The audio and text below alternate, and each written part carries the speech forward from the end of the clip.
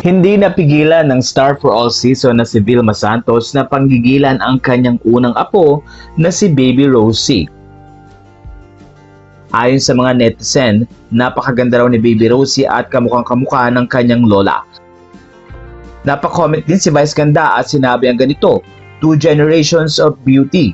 Pati si Isa Calzado ay tila napakilig din. Ayon sa mga netizen, magkamukha ang maglola at talaga namang hindi maitatanggi ang kagandahan ng dalawa.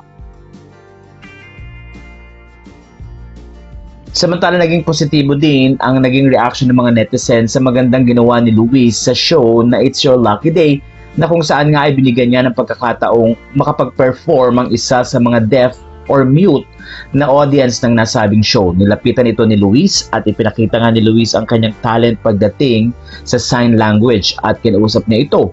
Ayon sa mga netizen, matalino at may pinag-aralan talagang tao si Luis dahil ipinakita niya na ang pagtrato sa bawat isa ay dapat pare-pareho. Tulad ng kanyang ina, napakabait na tao ni Luis, kaya naman na-bless daw ito ng napakagandang anak at asawa. Nakitang-kita naman ang pagmamahal ni Luis sa mga ito.